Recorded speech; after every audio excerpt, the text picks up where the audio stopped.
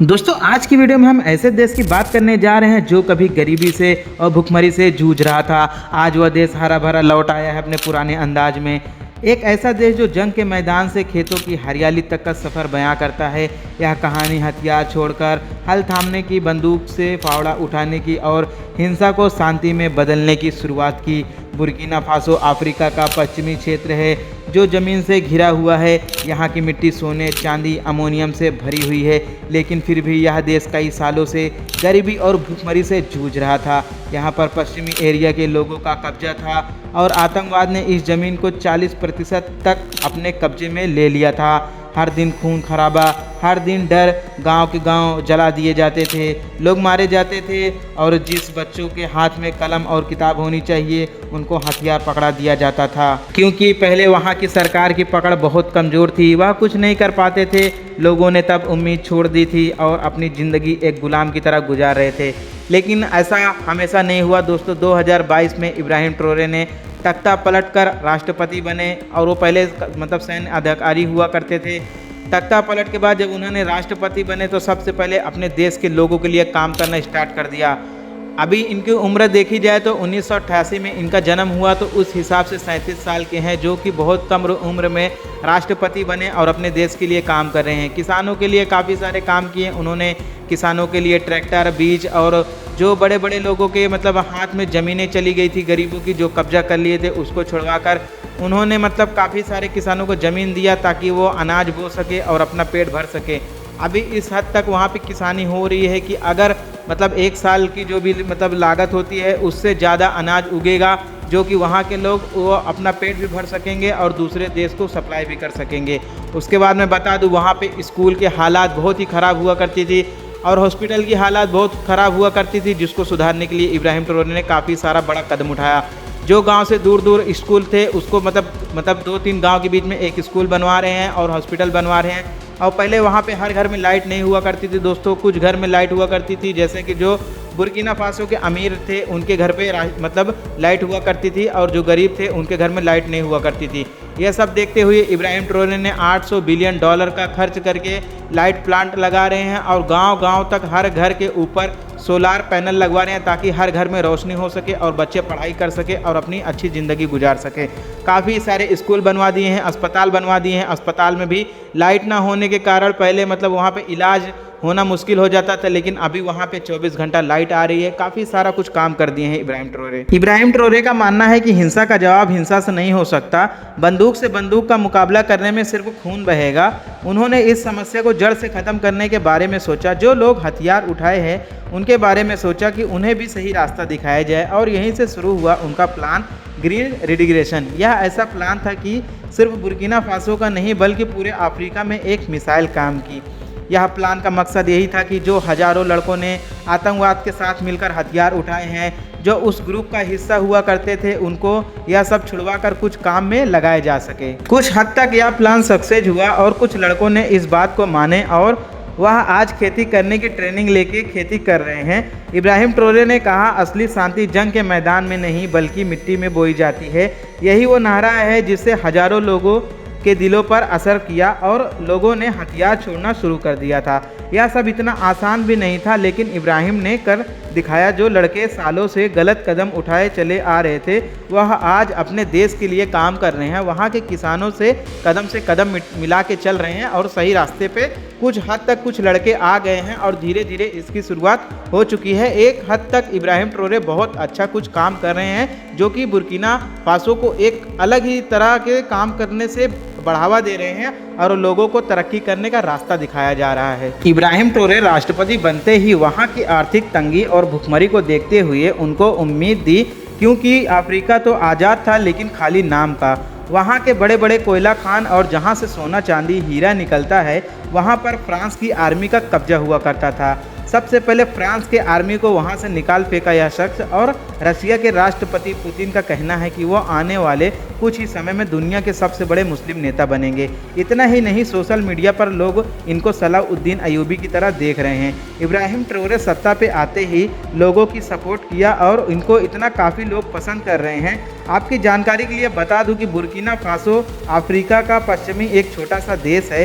यह देश में कई सालों से आईएसआई, अलकायदा जैसे आतंकवादी संगठनों का संकट था, जो हजारों की तादाद में बेगुनाह लोग मारे जाते थे। और आज वहां पर काफ़ी हद तक लोग सुधर रहे हैं और आतंकवाद को छोड़कर नया रास्ता अपना रहे हैं। दोस्तों, जैसा कि मैंने बताया कि राष्ट्रपति बनते ही इब्राहिम ट्रोरे ने फ्रांस के सैनिक को देश से जाने को कहा, लेकिन इतना आसान ये नहीं था, क्योंकि फ्रांस एक पावरफुल देश है।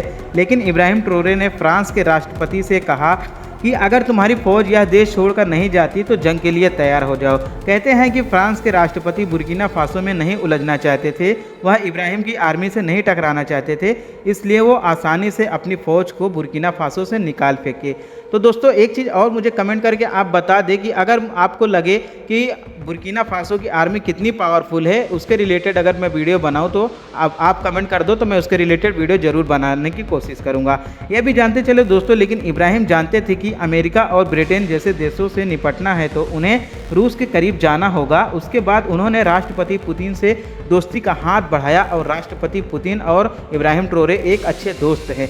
और इब्राहिम ट्रोरे को वहाँ की जो रूस की राष्ट्रपति है, उन्होंने काफ़ी हद तक हथियार और पैसे दिए, जो कि उन्होंने कहा पुतिन ने कि अपने देश की तुम रक्षा स्वयं करो, काफ़ी हद तक मैं हेल्प करने के लिए खड़ा हूँ। इब्राहिम ट्रोरे सिर्फ बुर्किना फासो के नहीं बल्कि अफ्रीका के एक मसीहा बन चुके हैं, जो कि वहाँ के लोगों के लिए बहुत कुछ कर रहे हैं। उनका कहना है कि वेस्टर्न जगत सदियों से हमारे क्षेत्र को लूटता आया है।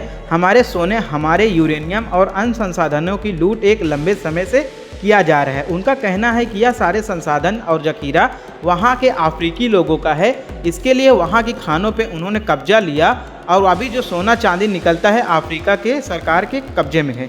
तभी वहाँ की हद तक अभी आप जान सकते हो कि सोना चांदी, एमोनियम कितना महंगा है। तो उसके लिए अभी वो सोना चांदी बेच के अपने देश की जो हालात है उसको सुधार रहे हैं और काफ़ी हद तक अपने देश के लिए कुछ काम कर रहे हैं। इब्राहिम ट्रोरे का कहना है कि वेस्टर्न जगत जो हमारे सदियों से हमारे क्षेत्र को लूटता आया है, अब ये लूट को हम नहीं होने देंगे। अब यहाँ का जो पूरा ये संसाधन और जखीरा सोना चांदी है, ये हमारे अफ्रीका के लोगों का है, हमारा है।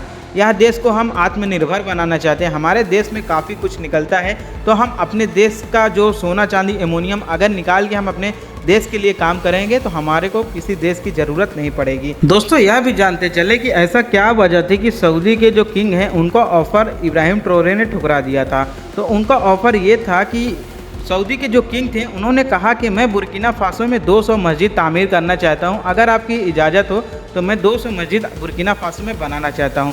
लेकिन इसको इब्राहिम ट्रोरे ने ठुकरा दिया, जो कि एक मुस्लिम नेता हैं। इन्होंने इस ऑफ़र को ठुकरा दिया। इनका कहना है कि मुझे अभी जिस चीज़ की ज़रूरत है वह स्कूल है, हॉस्पिटल है, काफ़ी हद तक हमारे देश में मस्जिदें हैं। अगर हम इन केस कभी हमारा मतलब पॉपुलेशन बढ़ता है, मस्जिद की कमी महसूस होती है, तो मैं उसको बनाने की कोशिश करूंगा। अगर आपके पास पैसे हैं तो आप मेरे को हेल्प कर सकते हैं कि मैं वहाँ के लोगों का पेट भर सकूं, वहाँ के लोगों जो बेघर लोग हैं उनको घर दे सकूं और उनको जॉब दे सकूं और स्कूल अच्छा दे सकूं और हॉस्पिटल दे सकूं। अभी फ़िलहाल मुझे मस्जिद के लिए जगह नहीं देना है, ना पैसे लेना है। अगर आप मुझे इसका हेल्प करना चाहते हो तो इस तरह से आप हेल्प कर सकते हो। इसलिए इब्राहिम ट्रोरे ने सऊदी के किंग का ऑफ़र ठुकरा दिया था यह कहकर। दोस्तों, यह राष्ट्रपति अपने देश के लिए सिर्फ भाषण ही नहीं बल्कि खून भी दिया है। जी हाँ, इब्राहिम ट्रोरे ने ब्लड डोनेट भी किया है। यह बहुत ही बहादुर लीडर हैं। इब्राहिम ने 14 जून 2024 को ब्लड डोनेट किया तो लोग हैरान हो गए। उन्होंने खुद का खून देकर दिखा दिया कि सिर्फ कुर्सी पर बैठकर राज करना नहीं बल्कि अपने देश के लोगों के लिए काम करना भी जरूरी है। लेकिन इस घटना के बाद काफ़ी बातें निकल कर आ रही हैं। काफ़ी सारे लोग कह रहे हैं कि यह एक दिखावा है, काफ़ी सारे लोग इनके पक्ष में हैं तो काफ़ी सारे लोग इनके विपक्ष में हैं। तो मैं आज आपको पूरा मैं बताऊंगा इस वीडियो में। तो मैं आपको बता दूं कि इब्राहिम ट्रोरे ने जब ब्लड डोनेटर एक कैंप रखा तो वहाँ पर काफ़ी सारे वहाँ पे ब्लड डोनर थे और ब्लड डोनेट मतलब ब्लड लेने वाले डॉक्टर मौजूद थे। वहाँ पे लोगों को लगा कि इब्राहिम ट्रोरे आएंगे और भाषण देंगे और चले जाएंगे। दोस्तों, ऐसा हुआ नहीं। इब्राहिम ट्रोरे आए, वहाँ के डॉक्टरों से कहा कि मुझे भी ब्लड डोनेट करना है। तो लोग वहाँ यह बात सुनकर हैरान हो गए, डॉक्टर भी हैरान हो गए। तो डॉक्टरों ने पूछा कि आप ब्लड क्यों डोनेट करना चाहते, तो इन्होंने यही रीज़न दिया कि मैं ब्लड डोनेट करूँगा तभी लोग मुझे देखकर और भी लोग ब्लड डोनेट करेंगे, जो कि बीमार लोगों के काम आता है, आर्मियों के काम ब्लड डोनेट जो किया जाता है वो आता है। तो इस तरह से इब्राहिम ट्रोरे का चेकअप हुआ, उसके बाद उनका ब्लड लिया गया उसके बाद काफ़ी हद तक न्यूज़ पे फैल गया यह बात कि मतलब इब्राहिम ट्रोरे ने ब्लड दिया या नहीं दिया, कि खाली फेक बात है। लेकिन मैं आपको बता दूं, यह सब न्यूज़ चलने के बाद वहां के अधिकारी को यह बात लगी कि यह न्यूज़ को लोग गलत तरीके से बता रहे हैं, तो वह खुद सामने आए और उन्होंने कहा कि यह बात सही है कि इब्राहिम ट्रोरे ने ब्लड डोनेट किया और इसका प्रूफ हमारे पास भी है कि जिसमें हम लोग ब्लड लिए थे और जो हम लोग ने सर्टिफिकेट बनाया था वो इब्राहिम ट्रोरे ने हकीकत में यह ब्लड डोनेट किया था। दोस्तों, यह सिर्फ एक ब्लड डोनेशन नहीं था, बल्कि मैदान में उतरकर अपने लोगों के काम आना और उनका दर्द समझना, यही है असली नेता की पहचान, जो अपने देश के नागरिक से कदम मिलाकर चल रहे हैं। इससे यह भी फ़ायदा हुआ कि उनको देखकर काफ़ी सारे नौजवान ने भी ब्लड डोनेट किया। आज इब्राहिम ट्रोरे अपने देश के लिए बहुत कुछ कर रहे हैं। दूसरी वीडियो में मैं आपको उनके काम और भी बताऊंगा। तो आज की वीडियो में इतना ही सिर्फ। तो चलते मिलते हैं किसी नेक्स्ट वीडियो में। दोस्तों, एक ज़रूरी बात और ये भी है कि आप कमेंट कर दें कि आप वीडियो कहाँ से देख रहे हैं, ताकि मुझे पता चल सके कि मेरा वीडियो कहाँ तक पहुँच रहा है। तो दोस्तों, वीडियो पसंद आया तो वीडियो को लाइक कर दें, कमेंट कर दें, शेयर कर दें। तो चलिए दोस्तों, मिलते हैं किसी नेक्स्ट वीडियो में।